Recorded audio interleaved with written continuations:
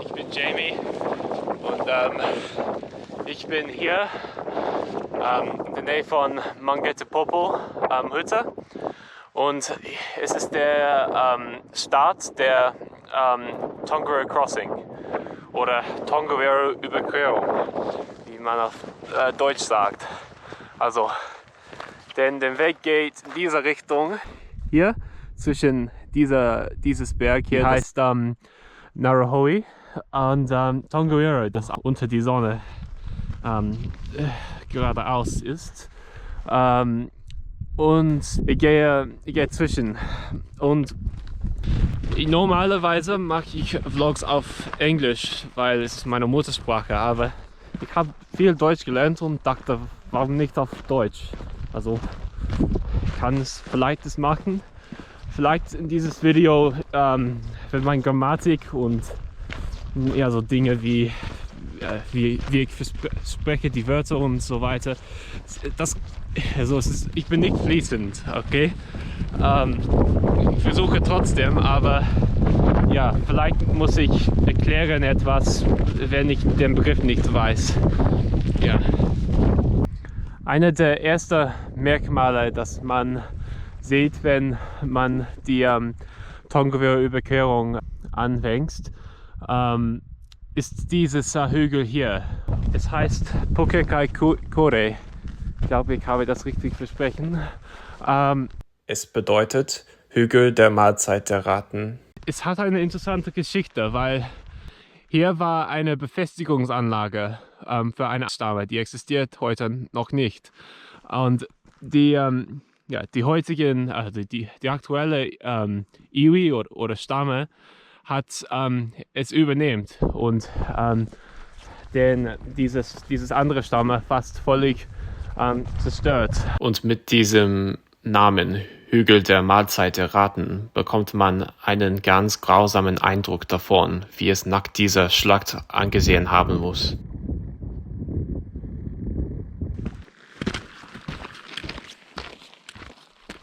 Schönes Aussicht. Also mein Plan für heute ist nicht die gesamte Tongariro-Überquerung zu machen, aber es gibt die berühmte Emerald Lakes, Smaragd-Seen und nach dort biege ich nach rechts und dann steige hinab bis zu einer Hütte, die Otoriri heißt. Aber ich übernachte dort nicht. Ich gehe weiter bis eine andere Hütte, das also an die andere Seite dieses Vulkan ist. Die heißt Waihohonu. Also dieses Vulkan, Narahoe, ist einer der schönsten Vulkane. Wenigstens, das ist meine Meinung. Letztes Mal, dass es hat ausgebrochen, war 1975. Ja. Normalerweise gibt es einen Ausbruch jedes 10 Jahre, aber für die letzten 50 Jahren hat nichts passiert. Also nur eine Frage der Zeit. Und das da unter die Wolken ist Tongariro. Ja, also eigentlich ist dieser gesamte Vulkanobereich ein Teil eines. Also hier ist nur eine Krater. Sie sind technisch die gleiche Vulkan, aber ja, sie sehen nicht gleich und deswegen es gibt Namen und wir sagen, dass sie sind individuelle Vulkans.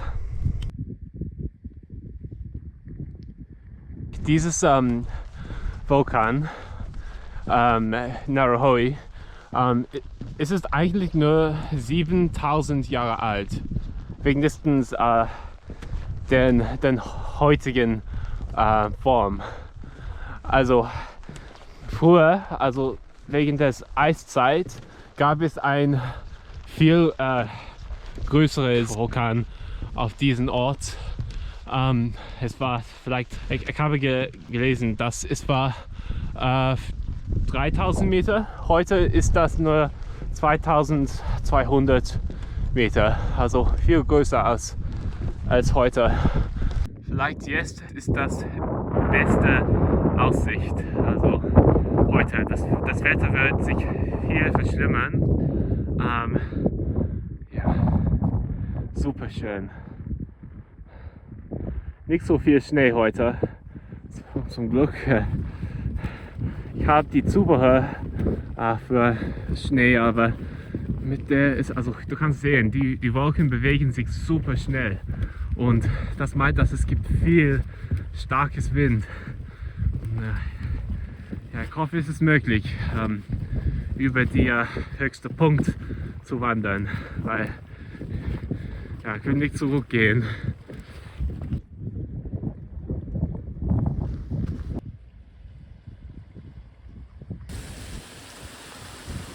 Hier ist Soda Springs. Also es gibt eine Quelle, also dort oben und ein kleines, vielleicht 3 Wasserfälle, also sehr klein, aber sehr schön auch. Ja. Eiszapfen, cool.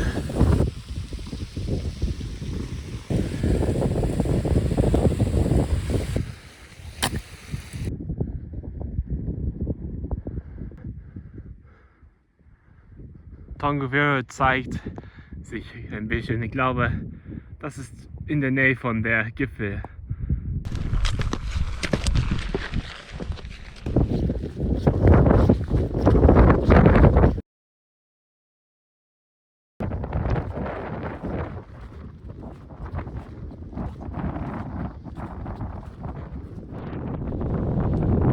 Ja, das stimmt.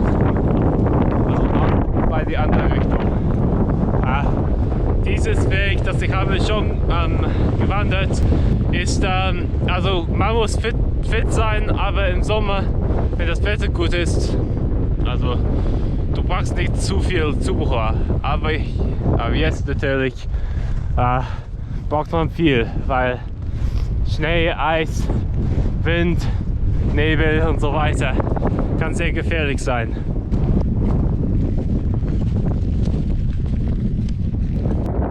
Winter Wunderland, also Winter Wonderland. Ja, sieht schön aus. Zum Glück gibt es noch ein bisschen Sonnenlicht. Ja, aber leider kann man Narahoe nicht sehen. Super schön. Jetzt kommt die The White Walkers.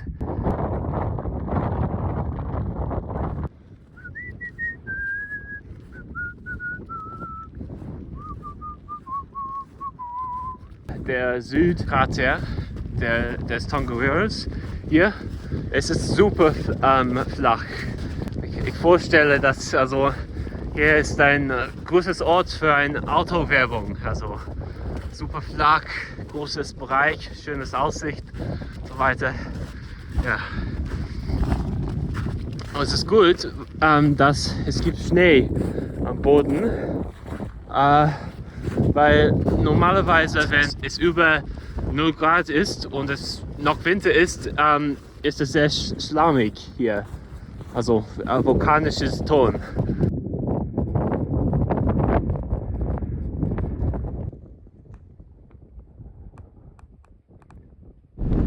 Ich habe die Südkrater überquert und jetzt habe ich Steigeisen auf meine Stiefeln und Eisen dort.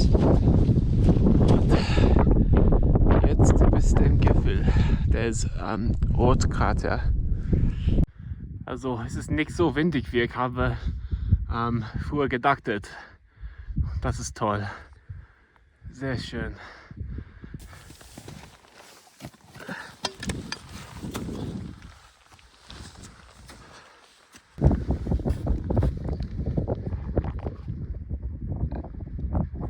Eigentlich war dieser Eispickel nicht notwendig.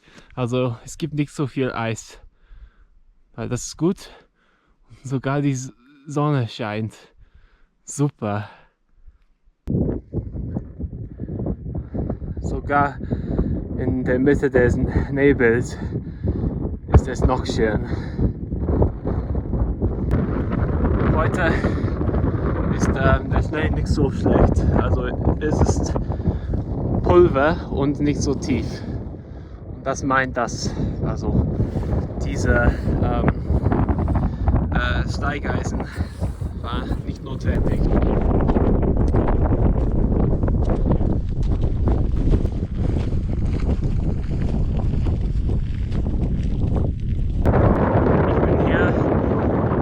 Gipfel der Ortskarte und du kannst nichts sehen, aber normalerweise es gibt ein rotes Karte, also ja, der Name ist wie es aussieht, aber nicht heute. Es ist bewölkt, neblig. Es ist nicht windig, also ja, ein bisschen Wind, aber ich dachte, konnte nicht standen hier. Aber ja, es ist gut, dass es nicht so windig ist. Also, ein paar Sekunden kannst du ein bisschen sehen, aber ja, leider. Es wird schnell verschwunden, also eine Lücke in die Wolken.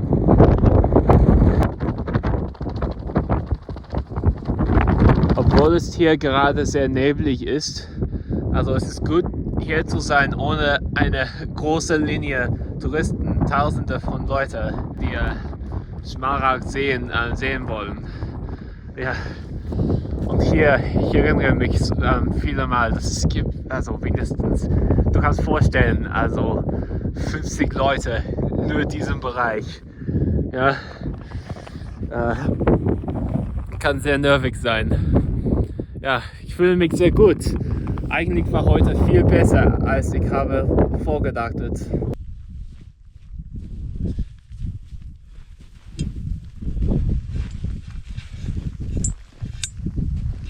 Wenn ich hier stehe und blicke dort drüben, ich erinnere auf einmal, dass ich hier war. Es gab viel Schnee überall, aber es war eine Woche nach jemand hat sein Leben verloren. Nur also 1 Kilometer dort drüben. Und ich war hier und ich konnte die ganze Strecke, die er hat gemacht, orientierungslos. Und dann bis den Ort, wo er hat gestorben. Ja, also man muss sehr vorsichtig sein hier.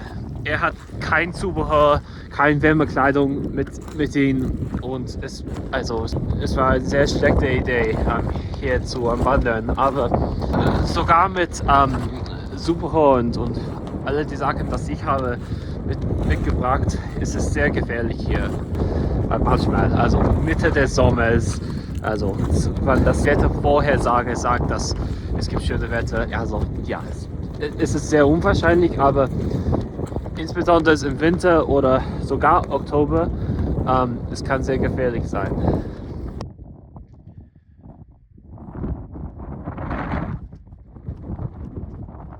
Schmaragd sehen hier. Ja, endlich der Nebel verschwindet. Was du siehst da ist Schwefelgeruch aus Fumaroles. Das meint nicht, dass ein Ausbruch wird passieren, aber es kann sehr also streng sein, wie es riecht. Und ja, vielleicht fühlst du dich ein bisschen, wie sagen wir auf Deutsch, ich weiß nicht, dizzy. Ja, nicht gut für die Gesundheit. Und das ist die Richtung von Otogeri-Hütte. Ich übernachte da nicht, aber ich würde da besuchen heute. Ist das nicht schön, oder? Der Zentrale ist am Krater dort.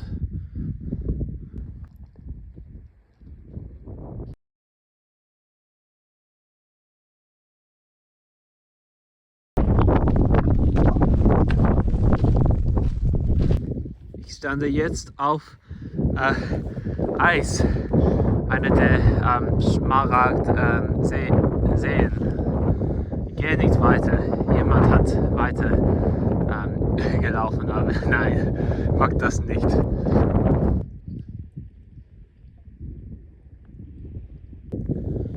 Okay, jetzt gehe ich nicht weiter. Also vielleicht ist hier 1,5 Meter tief. Wenn das Eis zerbricht, dann ist es okay, aber weiter ist vielleicht gefährlich.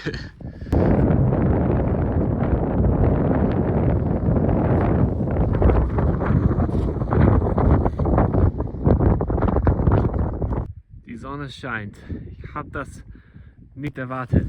Ich habe ein bisschen weiter ohne meinen Rucksack gewandert, so dass ich der blaue See sehen können. Also ich glaube, dieser See nicht so, es gibt nicht so viel Säure als der Smaragdseen. Ich weiß nicht genau, aber vielleicht kannst du schwimmen. Also ich würde das niemals tun. Also wer weiß, was da drin in der Wasser ist, konnte sehr gefährlich sein. Das ist Tongariro, da drüben.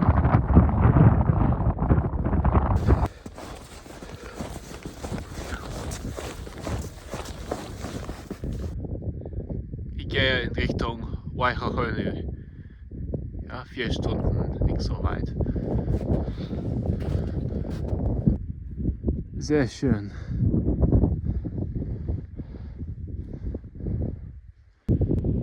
Kannst du das hören? Die Fumaroles da drüben. Also sehr laut, auch nicht sehr laut, aber ja, gibt mir ein bisschen Angst.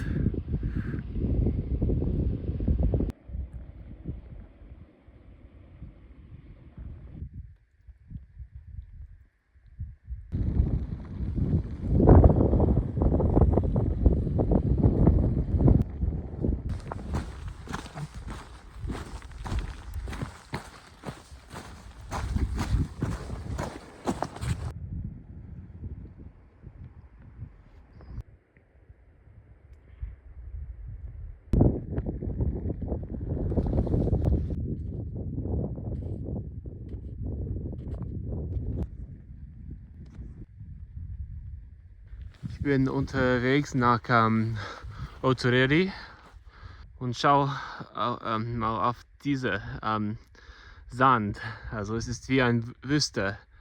Also es ist einfach ein Wüste. Also viel Asch hat hier gelandet und auch, wie sagt man auf Deutsch, Pumice. Ja, diese Steine mit vielen Lochen.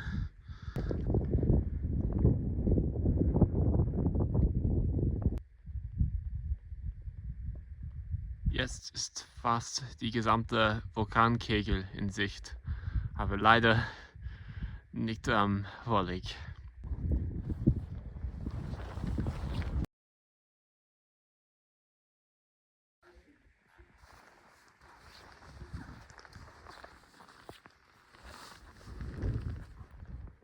Das da ist Ruapehu und ich gehe einen Teil um dieses Vulkan am Morgen und es bedeutet Grube des Lärms. Ich habe Otoreri Hütte soeben verlassen und ich bin unterwegs nach Waihohonu. Also ja, die Strecke von die Smaragdseen bis hier ist also nicht schwer, nimmt vielleicht weniger als 1,5 Stunden. Ja. Also mein Plan für morgen. Das Wetter in 2 Tagen wird sehr schlecht sein und deswegen muss ich meinen Originalplan verändern. Also Am Morgen mache ich 2 Tage wandern in nur einem Tag. Also, und das wird vielleicht 12, 13 Stunden dauern. Ich übernachte in einer Hütte, die heißt Mangehuehu.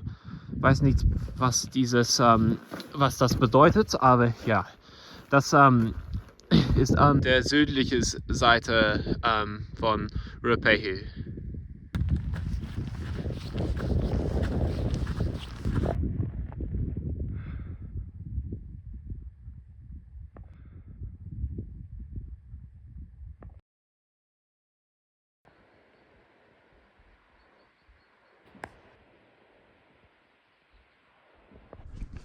Guten Morgen, hier ist Waihohonu Hütte und ja, dieses Hütte ist sehr modern und es ist viel Platz.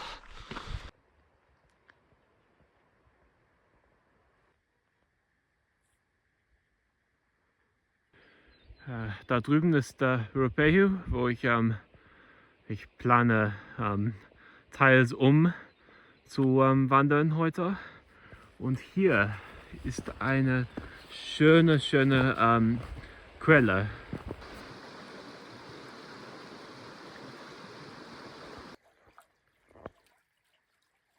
Hier ist die Quelle. Ja, sehr frisches, gesundes Wasser hier. Und es ist nur 20 Minuten von Waihohonu. Also es lohnt sich sehr. Ich habe gehört, dass das Wasser hier 100 Jahre unter die Erde kultiviert ist. Also ja, sehr frisch. Also, jetzt bin ich unterwegs nach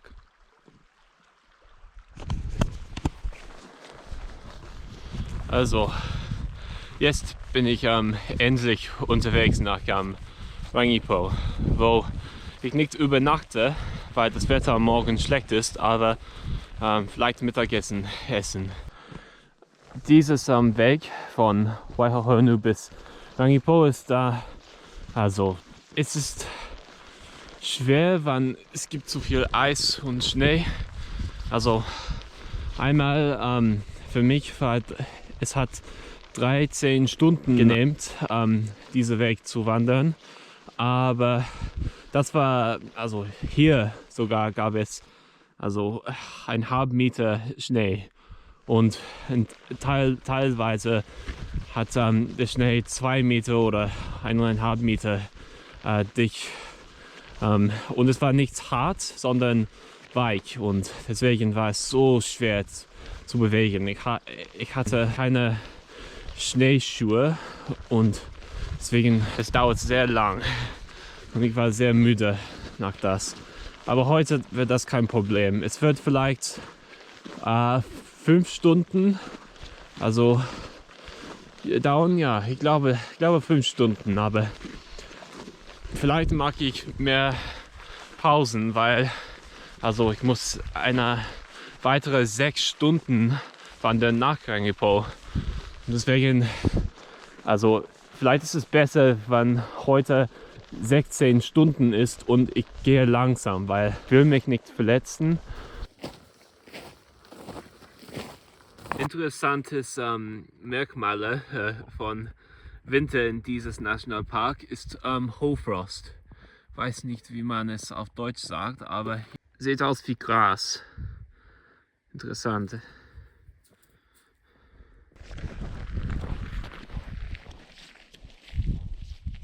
Der erste Teil des Wegs von Waihohonu bis Rangipo besteht aus kleine getrocknete Flüsse. Aber ich war hier während des Regens und es gab fast kein Wasser. Es muss nur passieren, wenn es schwer Regen gibt. Also normalerweise bleibt diesen Ort trocken.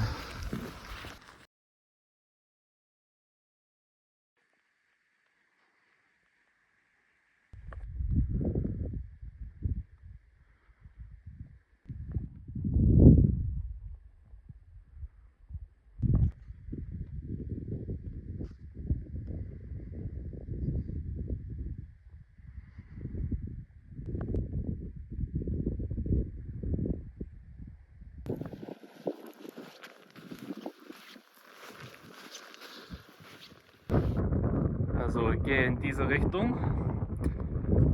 Du kannst vielleicht sehen, es gibt ein Handy-Empfang-Dinge dort.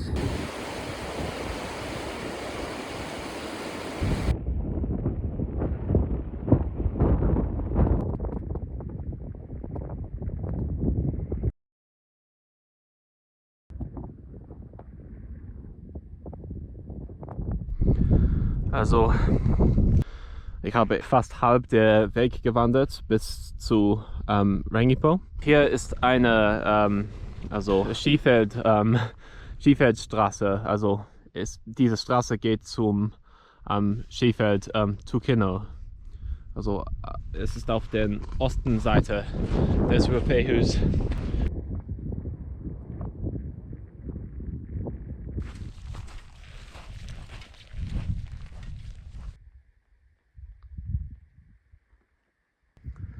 Also dieses Tal, das ich werde bald überqueren, ist ein sehr interessantes Ort, weil also Lahars kommen durch dieses Tal. Also ein Lahar ist wie ein vulkanisches Flut. Also es hat normalerweise Asch, Steine und Schlampf. Ja, vulkanisches Ton und so weiter. Also es gibt auf Ruapehu eine Kratersee und ja, während einer Ausbruch kann das See zerbrechen, also und dann alle Wasser und Asch und so weiter kommen durch diese Tal 200, 300 Kilometer pro Stunde. Also ich mache eine Pause, wo man eine Pause nicht machen soll. Also das sagt dir das Zeichen da, aber ich habe auch ein bisschen Bouldering gemacht. Also sieht man hier, also ja, nicht so schlimm. Also war nicht zu schwer zu tun, aber zu klettern. Aber ja, sieht schön aus, oder?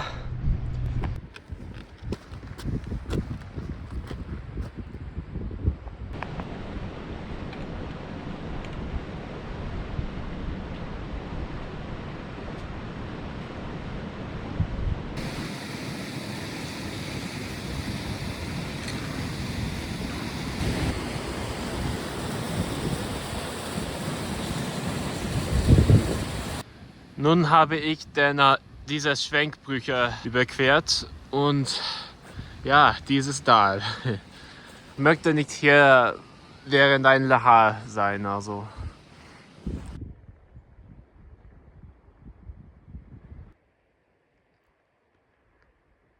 Ich war soeben da und ich habe ein sehr lautes Geruch gehört. Und dann ich habe viel Angst. Also wenn vielleicht es von da drüben war, aber also es war nicht ein Lahar. Es war einfach, dass es gibt Army Training Bereich da drüben.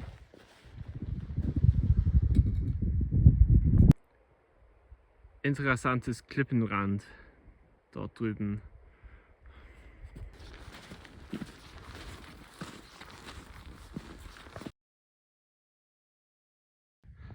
Und jetzt ist es klar, den Gipfel von Nauhoi.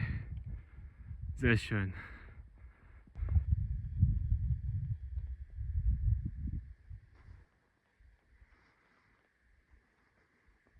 Rangipo Hütte.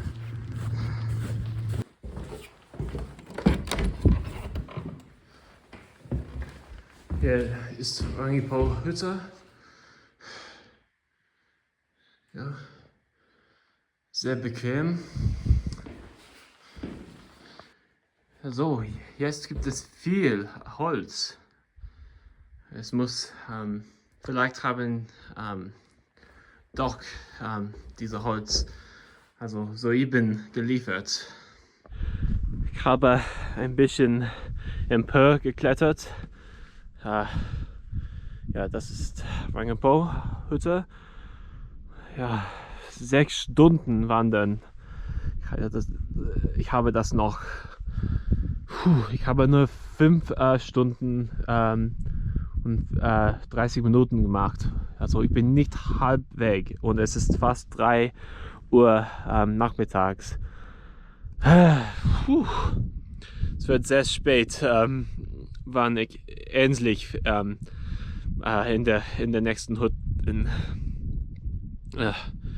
Ich hoffe nur, dass der Wind nicht so stark ist später. Also am Morgen ist es sehr stark, aber also dieses Abend.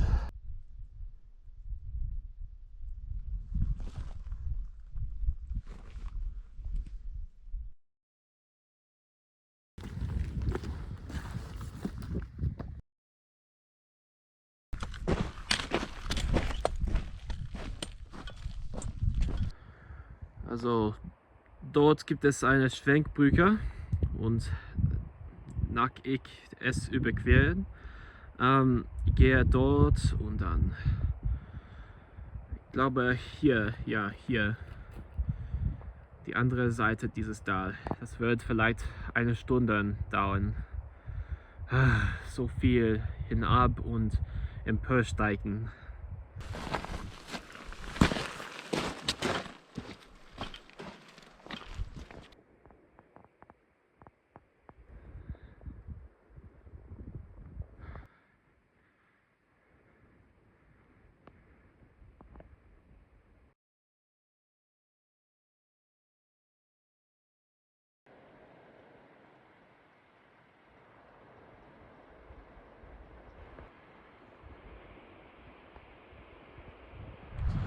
Endlich habe ich dieses Bergschlucht überquert. Oh, ich bin super müde, aber ich glaube, es lohnt sich, weil wenn ich bei Rangipo übernachtet, dann also am Morgen 90 Kilometer pro Stunde Geschwindigkeit Wind, ja, das kann vielleicht gefährlich sein. Also es ist schon, also es ist noch möglich, aber nein. Also und auch es wird bewölkt und es gibt Regen und ja, ich dachte, warum nicht? Also ich kann den ganzen Tag am Morgen schlafen.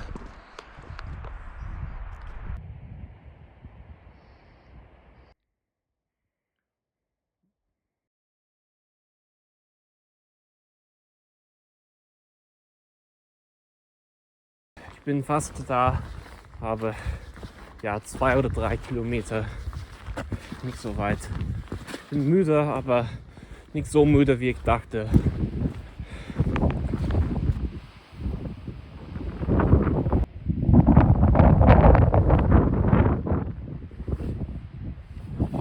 Guten Morgen von Mangahuihu Hütte. Also es ist nicht morgen, es ist schon Nachmittag, aber ja. Also hier ist eine Karte und hier bin ich jetzt. Heute gehe ich zu Bleifhütte, weil, also es ist nicht auf der Karte, am Morgen gehe ich einen Weg, das geht diese Richtung und es ist näher da als hier und auch hier morgens wird viel Eis sein, also sogar hier, aber es ist länger und es kann lange Zeit dauern. Das Wetter ist schlecht, aber es wird noch schlimmer sein. Also ich glaube 3 Uhr wird es am schlechtesten sein. In den meisten Hütten in dieses National Park gibt es diese Art von Kamin und ja, es funktioniert sehr gut und man kann auch Wasser kochen und andere Dinge auf diese Platte. Es wird sehr heiß sein, also wie ein Herd.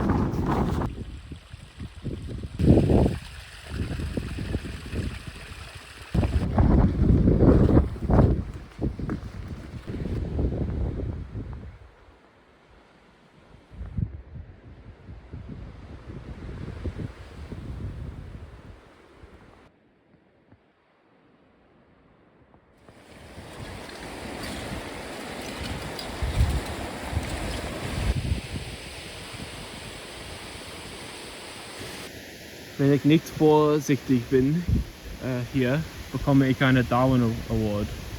Also ich bin auf das Wasserfall 33 Meter hoch. Vielleicht kannst du nicht sehen, ich gehe nicht weiter.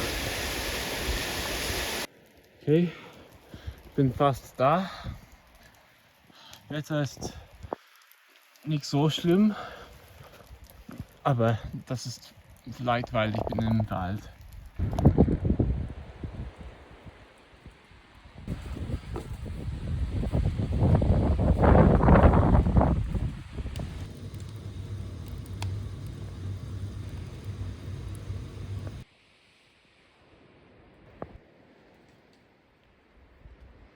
Eiszapfen.